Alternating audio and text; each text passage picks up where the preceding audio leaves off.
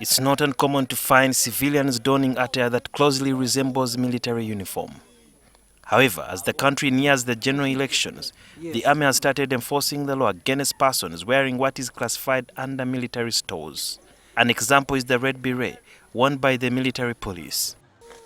The National Unity Platform, led by Robert Chagulanyi, also considers the red beret part of its party uniform or branding. The army had previously warned NUP against using the red beret. This operation is across the country, and it is going to move on until we see no anyone puts on anything that is related to military stores.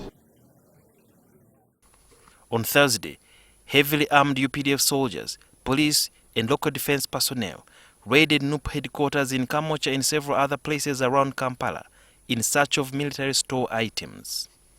They confiscated berets, T-shirts and other items and arrested over 70 people. According to some lawyers, the raid was justifiable under the law. Section 164 of the UPDF Act, anything that section prohibits the public from using anything that simulates or looks like military attire. That section is very broad and very interesting, because it even goes ahead to say something that may even look like a baton used in military attire. I think that people who wear, for example, what they now call army green, what you see musicians wear on stage, you see actors wearing on stage, people who wear, for example, overalls now that are perhaps green in nature, or shoes that are high boots that look like, UPDF shoes, risk being arrested. However, according to Nicholas Opio, there is still an ambiguity in the gazette. The police force, for example, has over 15 uniforms. And these uniforms are of various colors. You have khaki uniforms, you have deep blue, you have what they call the madoa, which is a blue with a white patch. And so if we begin to then say anybody cannot wear a khaki uniform similar to that of the police, what you're doing is creating confusion, because what distinguishes a police uniform, and in this case a UPDF uniform, from other people's clothing is the insignia that you put on it. The UPDF, the police uniform, has a crested crane with 2 olive branches around it, and I think a drum. The UPDF has a gun insignia, I think palm trees as well.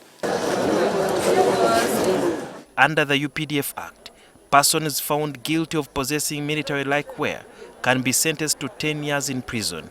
Both Opio and Chinobe agree that although there is a case in court challenging the gazette, it is prudent to avoid being caught on the wrong side of the law.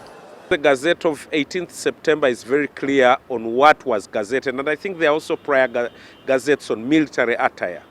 Avoid anything that looks similar to that, especially in this political season, because you're going into a heated season. Now, I personally feel sorry for people power, because by the time they unravel this, go to the Constitutional Court, High Court to have this settled by law, you've already lost campaign time. As that is being challenged, it is what it is. It is the law. And so we have to make a conscious decision whether you want to disobey what we all think and know is an unjust law, or you want to obey it. So what needs to be done? Opportunity for lawyers to make money. We need to test this law.